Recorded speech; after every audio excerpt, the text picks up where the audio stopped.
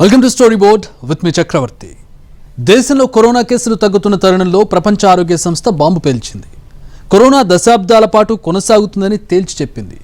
Third wave ముగిసిన fourth wave రాదనే guarantee లేదని నిపుణులు కూడా చెబుతున్నారు.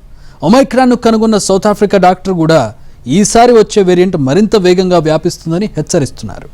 కరోనా మహమ్మారి బారి నుంచి ఎప్పుడు బయటపడతామా అని యావత్ ప్రపంచం ఎదురుచూస్తోంది. కొద్ది రోజులుగా వైరస్ వ్యాప్తి తగ్గుముఖం పడుతున్నప్పటికీ కొత్త వేరియంట్ల ముప్పు ఇంకా తొలగిపోలేదని శాస్త్రవేత్తలు చెబుతున్నారు. కరోనా మహమ్మారి ప్రభావం దశాబ్దాల పాటు ఉంటుందని ప్రపంచ ఆరోగ్య సంస్థ హెచ్చరించింది. ప్రపంచవ్యాప్తంగా కరోనా పరిస్థితుల్ని ప్రపంచ ఆరోగ్య సంస్థ విశ్లేషించింది. మహమ్మారి ఎంత సుదీర్ఘంగా ప్రబలితే దాని ప్రభావం కూడా అంతే స్థాయిలో ఉంటుందని స్పష్టం చేసింది. కోవిడ్ మహమ్మారి ప్రభావం దశాబ్దాల పాటు ఉంటుందని చెప్పింది. వైరస్ సోకే ముప్పు ఎక్కువగా ఉండే గ్రూపుల్లో ఈ ప్రభావం మరింత ఎక్కువగా ఉంటుందని హెచ్చరించింది. ఈ సందర్భంగా టీకా అసమానతలపై కూడా ప్రపంచ ఆరోగ్య సంస్థ అసంతృప్తి వ్యక్తం చేసింది. కామన్వెల్త్ దేశాల్లో కేవలం 42% మంది మాత్రమే 2 డోసుల టీకా పొందారని చెప్పింది. ఆఫ్రికా దేశాల్లో అయితే సగటు వ్యాక్సినేషన్ రేటు కేవలం 23% మాత్రమే. టీకా పంపిణీలో దేశాల మధ్య చాలా వ్యత్యాసం ఉంది. ఈ వ్యత్యాసాన్ని పూడ్చి అందరికీ వ్యాక్సిన్ అందించడమే తక్షణ ప్రాధాన్యమని ప్రపంచ ఆరోగ్య సంస్థ ప్రకటించింది. కరోనా వైరస్ రోజురోజుకు రూపాంతరం చెందుతూ విస్తరిస్తున్న తీరుపై నిపుణులు ఆందోళన వ్యక్తం చేస్తున్నారు. వైరస్ ఎప్పటికీ అంతం కాదంటే దాని అర్థం దీనికి సంబంధించిన చికిత్స, వైరస్ బారిన పడకుండా ఎలా జాగ్రత్తగా ఉండాలనే విషయాన్ని తెలుసుకోవాల్సిన అవసరం ఉంది. వైరస్ త్వరగా వ్యాపించే వారి పట్ల అప్రమత్తంగా ఉండాలి. లేదంటే కొత్త వేరియంట్ల రూపంలో వైరస్లు పుట్టుకొస్తూనే ఉంటాయి. ఈ మహమ్మారిని ఎదుర్కొనేందుకు టీకా మాత్రమే కాకుండా వివిధ జాగ్రత్తలు అవసరమని నిపుణులు చెబుతున్నారు. మాస్క్ ధరించడం, సమూహాలుగా ఏర్పడకపోవడం, రద్దీని నివారించడం వంటి జాగ్రత్తలు తీసుకోవాలి. కరోనా వైరస్ విజృంభిస్తున్న తీరు చూస్తే ఈ వైరస్ను ఎప్పటికీ పూర్తిగా నిర్మూలించలేమని వైద్య నిపుణులు అంటున్నారు. కరోనాకు ఎలా చికిత్స చేయాలో తెలుసుకోవాలి. కరోనా బారిన పడేవారి సంఖ్యను తగ్గించాల్సిన అవసరం ఉంది. ఇది చేయకపోతే కొత్త రూపంలోని వేరియంట్లు ఊహించని విధంగా ప్రమాదానికి దారితీయొచ్చు. ఒమిక్రాన్ తర్వాత వచ్చే వేరియంట్ ఖచ్చితంగా ప్రమాదకరంగా ఉంటుందనే అంచనాలున్నాయి. గవర్నమెంట్లు వాళ్ళు మనకి ఎస్టిమేట్స్ ఇస్తుంటారు. నెక్స్ట్ వేవ్ రావచ్చు, అది ఇంకా ప్రమాదకరంగా ఉండవచ్చు, ఇలాగే ఒమిక్రాన్ లాగా తక్కువ పవర్ఫుల్గా ఉండకపోవచ్చు, ఇలాంటి వార్నింగ్స్ ఏదైనా జరగచ్చు. బట్ సైంటిఫిక్గా మనం చూసినట్టయితే ప్రాబబ్లీ ఈ 6 monthsలో ఇంకా అది పూర్తిగా ఎండ్ అయిపోతుంది, ఒక ఎండమిక్ ఫేజ్లోకి వెళ్ళిపోతుంది. ఎలాగైతే మన ఫ్లూ అందరం రోజు ప్రతి సంవత్సరం చూస్తుంటాము, మాన్సూన్ సీజన్ స్టార్ట్ అయినప్పుడు అలా వచ్చిపోతుంటే తప్ప మనం ఆందోళన పడాల్సిన అవసరం లేదు. భవిష్యత్తులో కరోనా ఎంత మాత్రం మహమ్మారిగా ఉండబోదనే అధ్యయనాలు కూడా ఉన్నాయి. సాధారణ ఫ్లూ జ్వరంలాగే ఉండిపోతుందని, భయపడాల్సిన పని లేదనే వాదన ఉంది. స్పెయిన్ వంటి దేశాల్లో కోవిడ్-19ను స్థానిక వ్యాధిగా పరిగణించే ఆలోచన కొనసాగుతోంది. కానీ అదే సమయంలో ప్రపంచ ఆరోగ్య సంస్థ అధికారులు దీని గురించి హెచ్చరించారు. మహమ్మారి అంతం అని ప్రకటించడంలో ప్రపంచం తొందరపడకూడదని సలహా ఇచ్చారు. ఏదైనా ఒక నిర్దిష్ట ప్రాంతంలో ఒక వ్యాధి క్రమం తప్పకుండా వివిధ రూపాల్లో కనిపించినప్పుడు దానిని సాధారణ వ్యాధిగా భావిస్తారు. ఏదో తెలియని వ్యాధి ప్రపంచ స్థాయిలో వ్యాప్తి చెంది ప్రపంచం మొత్తాన్ని తన ఆధీనంలోకి తీసుకున్నప్పుడు దానిని మహమ్మారిగా భావిస్తారు. వైరస్ గురించి ఇంకా చాలా అనిశ్చితులున్నాయి. ఇది నిరంతరం దాని రూపాన్ని మారుస్తోంది. ఇటువంటి పరిస్థితుల్లో కరోనాని పునర్నిర్వచించడం, స్థానిక కేటగిరీలో పెట్టడం సరైన చర్య కాదని ప్రపంచ ఆరోగ్య సంస్థ అభిప్రాయపడుతోంది. తొందరపడి కరోనాను స్థానిక వ్యాధిగా ప్రకటిస్తే తగినంత అప్రమత్తత ఉండదని, అప్పుడు వైరస్ ఊహించని విధంగా విరుచుకుపడుతుందని నిపుణులు ఆందోళన చెందుతున్నారు. ప్రపంచంలోని అనేక సంపన్న దేశాలు తమ సరిహద్దుల్లో కరోనా వ్యాప్తికి అనుగుణంగా మహమ్మారిగా నిర్ణయించవచ్చు. ఈ సంపన్న దేశాలలో విస్తృతంగా అందుబాటులో ఉన్న కోవిడ్-19 వ్యాక్సిన్లు, మందులు, ఇతర పద్ధతులు ప్రపంచవ్యాప్తంగా వ్యాధి నియంత్రణలోకి వచ్చే వరకు వ్యాధిని కలిగి ఉండటానికి వారికి సహాయపడతాయి. ఎందుకంటే ఇక్కడ ఇది కేసుల సంఖ్య మాత్రమే కాకుండా దాని తీవ్రత, దాని ప్రభావం కూడా ఉంటుంది. ప్రపంచ ఆరోగ్య సంస్థ ప్రకటన తర్వాత అంటువ్యాధి ముగిసిపోతుందని నమ్ముతున్నారు. అయితే దీనికి సంబంధించి ఎటువంటి స్థిర ప్రమాణం లేదు. మరోవైపు కోవిడ్ను స్థానిక వ్యాధిగా ప్రకటించడం శాస్త్రీయ చర్య కంటే రాజకీయ చర్య అని కొందరు అంటున్నారు. ప్రపంచంలోని అనేక దేశాల్లో టీబీ, HIV వంటి అనేక తీవ్రమైన వ్యాధులు స్థానికంగా కొనసాగుతున్నాయి. వాటి కారణంగా ప్రతి సంవత్సరం వేలాది మంది మరణిస్తున్నారు. అదేవిధంగా సబ్ సహారా ఆఫ్రికాలోని అనేక ప్రాంతాలలో స్థానికంగా పరిగణించబడే మలేరియా ప్రతి సంవత్సరం 200 మిలియన్ కేసులకు కారణమవుతుంది. ఇందులో దాదాపు 6 లక్షల మరణాలు కూడా ఉన్నాయి. ఎండమిక్ అంటే ఏది మంచిది కాదని, అయితే కరోనా వ్యాధి ఇప్పుడు ఎప్పటికీ సహజీవనం చేయబోతోందని నిపుణులు హెచ్చరిస్తున్నారు. భారత్లో కోవిడ్ కేసులు తగ్గుతున్నాయి. దీంతో మెల్లగా ఆంక్షలు కూడా ఎత్తేస్తున్నారు. మరోవైపు కొన్ని దేశాల్లో 5వ వేవ్ కూడా వచ్చిందనే వార్తలు భయపెడుతున్నాయి. కరోనా మన జీవితాలను శాసిస్తోంది. కోవిడ్ ఆంక్షల్లో బందీగా మారిన జనం మళ్లీ సాధారణ స్థితికి ఎప్పుడు వెళతామని ఆశగా ఎదురుచూస్తున్నారు. టీకాలతో కోవిడ్కు చెక్ పెట్టి మళ్లీ మామూలు జీవితం గడపొచ్చని ఆశపడుతున్నారు. కానీ కోవిడ్ ఎప్పటికీ అంతం కాదని, మనతోనే శాశ్వతంగా ఉంటుందని చాలామంది శాస్త్రవేత్తలు నమ్ముతున్నారు. కరోనా వైరస్ సాధారణ జనజీవనంలో భాగమైపోతుందని, ప్రపంచవ్యాప్తంగా దీని ఉనికి ఉంటుందని పేర్కొన్నారు. వ్యాధులతో మానవజాతి పోరాడడం కొత్తేమీ కాదు. కానీ కరోనా వైరస్ కొన్ని నిర్దిష్ట సవాళ్లను విసురుతోంది. అంటువ్యాధులను నిర్మూలించడం అంత సులువైన పని కాదు. మానవ చరిత్రలో ఇప్పటివరకు కేవలం 2 వైరస్లను అంతమొందించినట్లు WHO నిర్ధారించింది. ఒకటి మశూచి, మరొకటి రిండర్పెస్ట్. మశూచి ఒక పురాతన వ్యాధి. మానవజాతి చరిత్రలో అంటువ్యాధులకు కారణమిదే. 20వ శతాబ్దంలో దాదాపు 500 మిలియన్ల మందిని ఈ వ్యాధి బలి తీసుకుంది. 1980లో ఈ వైరస్ను నిర్మూలించగలిగారు. వ్యాధి భౌగోళిక వ్యాప్తి, సంక్రమణ పరంగా చూస్తే దీన్ని ప్రస్తుతమైన కోవిడ్-19తో పోల్చవచ్చు. ప్రత్యేకమైన పరిస్థితులు నాడు మశూచిని నిర్మూలించడానికి సహాయపడ్డాయి. వైరస్ సంక్రమణను నిరోధించే టీకా తయారీ ద్వారా మశూచిని అంతమొందించగలిగారు. కరోనా కోసం ఇప్పటి వరకు అభివృద్ధి చేసిన టీకాలేవి వ్యాధి సంక్రమణను అడ్డుకోలేకపోయాయి. ఇప్పుడు మనం వాడుతున్న టీకాలు వ్యాధి సంక్రమణను అడ్డుకోలేవు. అవి కేవలం వ్యాధి ప్రభావ తీవ్రతను తగ్గిస్తాయి. వ్యాక్సిన్ తీసుకున్న వ్యక్తుల నుంచి కూడా వైరస్ ఇతరులకు సోకే ప్రమాదం ఉంది. కోవిడ్ ఎప్పటికీ అంతం కాదు. రాబోయే రోజుల్లో వైరస్ బారిన పడకుండా వ్యాక్సిన్లు మనల్ని రక్షించలేవు. టీకా తీసుకున్నా తీసుకోకపోయినా ఇక జీవితాంతం మనం వైరస్ బారిన పడుతూనే ఉంటాం. ఇది అనివార్యం అంటున్నారు వైరాలజిస్టులు. కరోనా త్వరలో స్థానిక వ్యాధిగా మారిపోతుందని, తీవ్రత బాగా తగ్గుతుందనే ఆశాభావం ఉంది. కానీ వైరస్ ఖచ్చితంగా మనం ఊహించినట్టే ఉంటుందనే గ్యారంటీ ఏమీ లేదు. భవిష్యత్తులో వచ్చే మ్యుటేషన్లే కరోనా తీవ్రతను నిర్ణయిస్తాయి. కరోనా వైరస్ ప్రజలతో మమేకం అవ్వడం ఖాయం. కానీ వ్యాక్సినేషన్ ప్రక్రియ ద్వారా వైరస్ను ఎదుర్కొనేందుకు కావలసిన రోగ నిరోధక శక్తిని ప్రజలు పొందుతారు. కాబట్టి కరోనా వైరస్ కేసుల తీవ్రత తగ్గుతుంది. ఇప్పుడు చూస్తున్నట్టుగా ఆసుపత్రుల్లో చేరికలు, మరణాల సంఖ్య ఉండబోదు. ఇది ప్రపంచవ్యాప్తంగా మెజారిటీ నిపుణుల వాదన. కానీ మనం అనుకున్నట్లుగానే భవిష్యత్తులో వైరస్ ప్రవర్తన ఉంటుందా అనేది ఇక్కడ పెద్ద ప్రశ్న. వైరస్ మానవ కణాల్లోకి ప్రవేశించినప్పుడు సమయానుకూలంగా ఉత్పరివర్తన చెందుతుంది. ఇందులో కొన్ని మ్యుటేషన్లు ఆందోళన కలిగించేవిగా ఉంటాయి. ప్రతి వైరస్ ఒక క్రమాన్ని పాటిస్తుంది. వీలైనంత ఎక్కువ మంది ప్రజలకు వ్యాపించడానికి వీలుగా ఉత్పరివర్తనం చెందుతూ ఉంటుంది. ఫ్లూ వైరస్లో మార్పులు రావడం చాలా సాధారణ అంశం. అందుకే వాటికి అనుగుణంగా ఫ్లూ వ్యాక్సిన్ను ప్రతి ఏడాది ఆరోగ్య సంస్థలు సమీక్షిస్తుంటాయి. టెటనస్ లాంటి వ్యాధులకు మనం జీవితాంతం బూస్టర్ డోసులు తీసుకోవాల్సి ఉంటుంది. మనకు తెలిసిన వరకైతే కరోనా వైరస్ 4 మ్యుటేషన్లుగా పరివర్తనం చెందింది. ఇందులో అత్యంత వేగంగా వ్యాపించే డెల్టా వేరియంట్ను తొలుత భారత్లో గుర్తించారు. ప్రస్తుతం యూరోప్, ఏషియా, అమెరికాలో దీని ప్రభావం కాస్త తగ్గింది. డెల్టా వేరియంట్పై టీకాలు సమర్థంగా పనిచేసినట్లు గణాంకాలు సూచిస్తున్నాయి. ఫిబ్రవరి నుంచి జూన్ వరకు డెల్టా వేరియంట్తో ఆసుపత్రిలో చేరిన 82% కేసులు టీకా తీసుకోకపోవడం వల్ల లేదా కేవలం ఒకే డోసు తీసుకోవడం వల్ల నమోదైనవిగా పబ్లిక్ హెల్త్ ఇంగ్లాండ్ వెల్లడించిన గణాంకాలు చెబుతున్నాయి. రాబోయే శీతాకాలంలో వైరస్ను ఎదుర్కొనేందుకు 30 మిలియన్లకు పైగా ప్రజలను బూస్టర్ డోసు ఇచ్చేందుకు బ్రిటన్ నేషనల్ హెల్త్ సిస్టమ్ ప్రణాళికలు రచిస్తోంది. బూస్టర్ డోసు యాంటీబాడీలను పెంచుతుందా, ఎక్కువ కాలం రక్షణ ఇస్తోందో లేదో తెలుసుకునేందుకు అమెరికా నేషనల్ హెల్త్ ఇన్స్టిట్యూట్ పూర్తి స్థాయిలో టీకాలు పొందిన ప్రజలపై క్లినికల్ ట్రయల్స్ను ప్రారంభించింది. కోవిడ్-19 వ్యాక్సిన్ల ద్వారా వచ్చే రోగ నిరోధక శక్తి ఎంతకాలం ఉంటుందనేది ఇప్పటికీ శాస్త్రవేత్తలకు తెలియదు. ఎందుకంటే ఈ వ్యాక్సిన్లు వారికి పూర్తిగా కొత్తవి. అందుబాటులో ఉన్న వివిధ రకాల టీకాల రోగ నిరోధకతను పరిశోధకులు ఇంకా విశ్లేషిస్తున్నారు. ప్రస్తుతానికి రోగ నిరోధకత 3 నుంచి 6 నెలలని చెబుతున్నా ఇది నిర్దిష్ట సమాచారం కాదు, కేవలం అంచనా మాత్రమే. కరోనా వైరస్ విస్తరించడం, ఆసుపత్రుల్లో చేరికలు పెరిగిపోవడంతో చాలా దేశాలు, ప్రాంతాలు ప్రయాణ ఆంక్షలు విధించాల్సి వచ్చింది. వైరస్ వ్యాప్తి అడ్డుకోవడానికి, ఆరోగ్య వ్యవస్థలపై ఒత్తిడి తగ్గించడానికి ఈ ఆంక్షలు ఉపయోగపడ్డాయి. కానీ ఆర్థిక నష్టాలు, నిరుద్యోగం పెరగడానికి కూడా కారణమయ్యాయి. వైరస్ సాధారణ జనజీవనంలో కలిసిపోయాక కూడా లాక్డౌన్స్ విధించాల్సి వస్తుందా అంటే వ్యాక్సినేషన్ విజయవంతం కావడం, ప్రతి దేశంలో ఆసుపత్రుల్లో చేరే వారి సంఖ్య తగ్గడం వంటి అంశాలపై అది ఆధారపడి ఉంటుందని నిపుణులు పేర్కొంటున్నారు. వైరస్ వ్యాప్తి విస్తృతమైనప్పుడు ప్రభుత్వాలు దాన్ని కట్టడి చేసేందుకు వీలైనంత వరకు లాక్డౌన్లను ఒక మార్గంగా ఉపయోగించుకుంటాయి. మహమ్మారి విస్తరిస్తోన్న తరుణంలో మాస్క్ వాడకం తప్పనిసరి చేయడం కోసం తీసుకున్న కొన్ని చర్యలు వివాదాస్పదమయ్యాయి. 2020 అమెరికా అధ్యక్ష ఎన్నికల్లోనూ రాజకీయ అంశంగా మారాయి. వ్యాక్సినేషన్ ప్రక్రియ అధికంగా ఉన్న ప్రాంతాల్లో కూడా కోవిడ్-19 వ్యాప్తిని అడ్డుకోవడానికి ముఖానికి మాస్కులు ధరించాలని శాస్త్రవేత్తలు స్పష్టం చేశారు.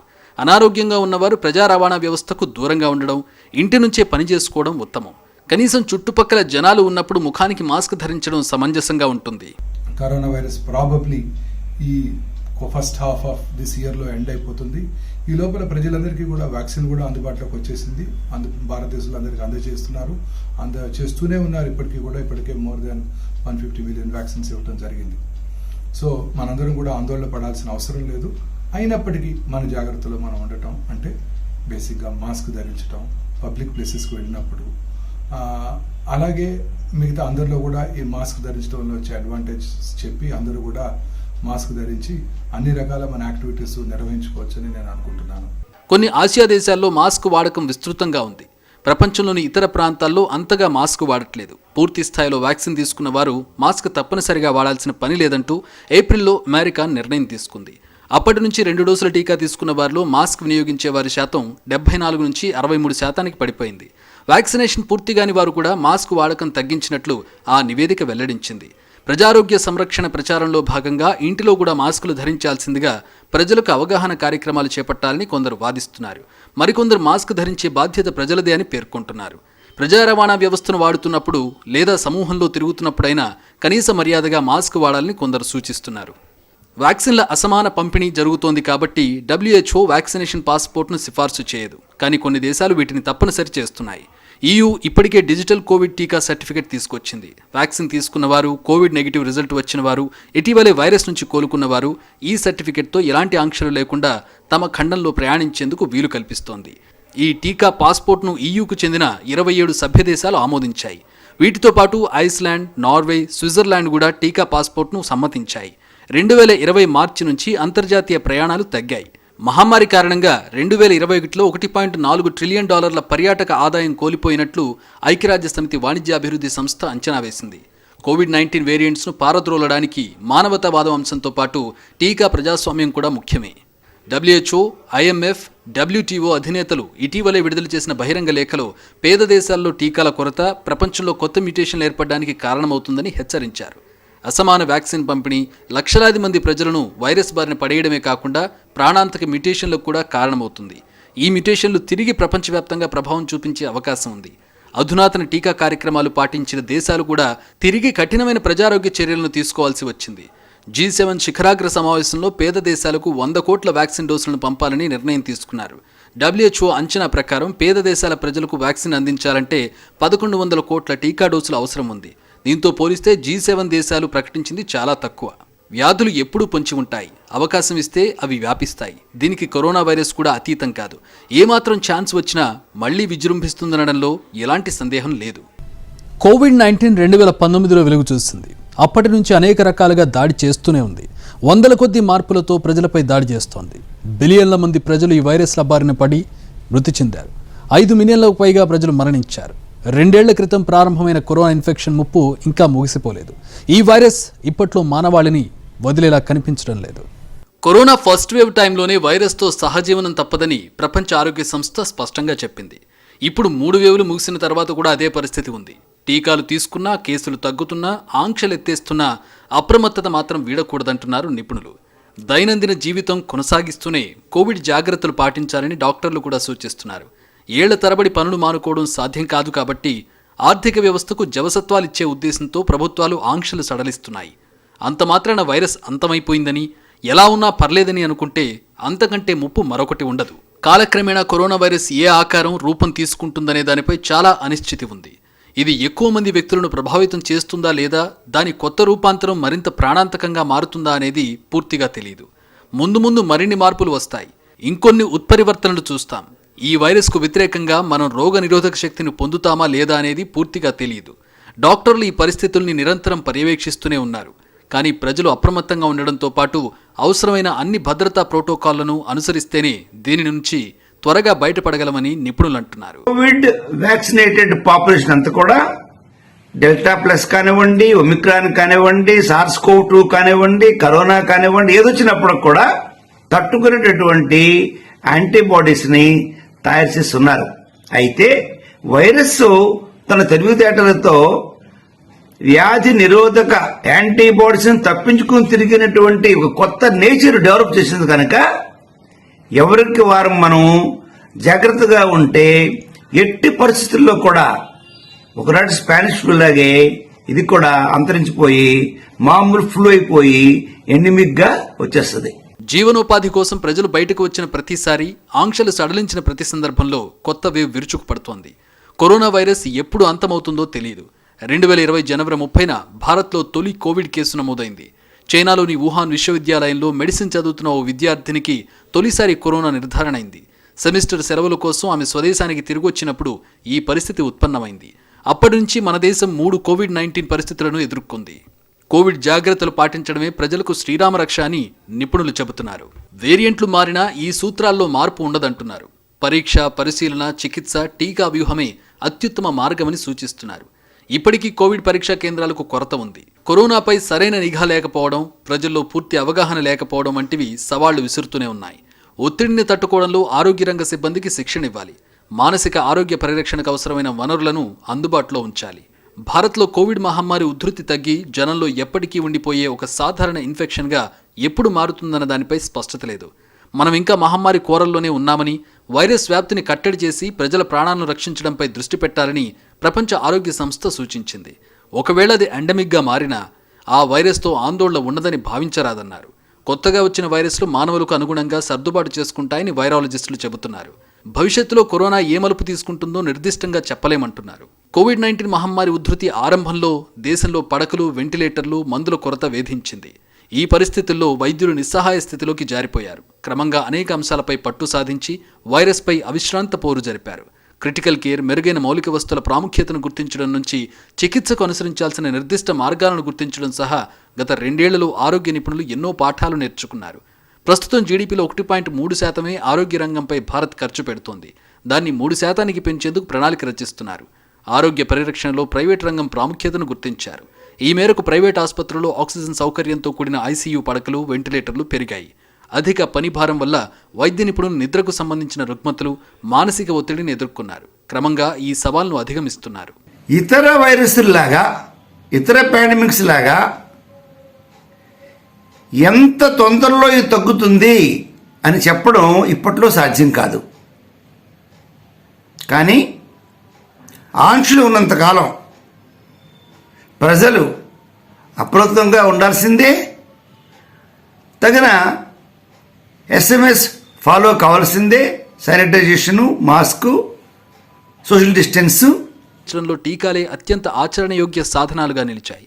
సెకండ్ వేవ్తో పోలిస్తే థర్డ్ వేవ్ భారత్పై పెద్దగా ప్రభావం చూపించలేదు. కేసులు ఎక్కువ నమోదైనా ఆసుపత్రి చేరికలు పెద్దగా లేవు. దీంతో వైద్య రంగం ఊపిరి పీల్చుకుంది. అయితే ఈ ఏడాదిలోనే మరో వేరియంట్ వస్తుందనే వార్తలు ఇప్పుడు అందరినీ కలవరపెడుతున్నాయి. ప్రపంచంలో ఒమిక్రాన్ తొలిసారిగా కనుగొన్న సౌత్ ఆఫ్రికా డాక్టర్ మరో వేరియంట్ గురించి హింట్ ఇస్తున్నారు. ఈసారి వచ్చే వేరియంట్ ప్రమాదకరంగా ఉంటుందని హెచ్చరిస్తున్నారు.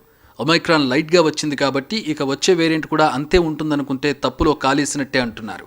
ఈసారి వచ్చే వేరియంట్పై టీకాలు సమర్థంగా పనిచేస్తాయా లేదా అనేది కూడా తేలాల్సి ఉంది. డెల్టా వైరస్ కోసం రూపొందించిన టీకాలు ఒమైక్రాన్పై కూడా సమర్థవంతంగా పనిచేశాయి. కరోనాను పూర్తిగా రాకుండా చేయకపోయినా వ్యాధి తీవ్రతను గణనీయంగా తగ్గించాయి. ముఖ్యంగా ఆసుపత్రులపై భారం పడకుండా కీలక పాత్ర పోషించాయి. మరో వేవ్ వస్తే టీకాలు అడ్డుకోగలవా అంటే ఇప్పుడే చెప్పలేమంటున్నారు నిపుణులు. ఎక్కువ మంది వైరాలజిస్టులు చెబుతున్నట్టు కరోనా సాధారణ వ్యాధిగా మారిపోతే ప్రపంచం ఊపిరి పీల్చుకోవచ్చు. కానీ ఈసారి వచ్చే వేరియంట్లో ప్రమాదకరమైన మ్యుటేషన్లు ఉండి అవి టీకాను ఏమార్చగలిగితే మాత్రం ఊహించని నష్టం తప్పదు. అందుకే కరోనా మహమ్మారి అప్పుడు అంతమైపోతుంది, ఇప్పుడు అంతమైపోతుందనే జోస్యాలు చెప్పడం మానేసి అప్రమత్తంగా ఉండాలని ప్రపంచ ఆరోగ్య సంస్థ గట్టిగా చెబుతోంది. దేశాలేవి త్వరపడి కరోనా కట్టడి చర్యలు విస్మరించొద్దని, కోవిడ్ కేర్ యూనిట్లు కూడా కొనసాగించాలని సూచిస్తోంది.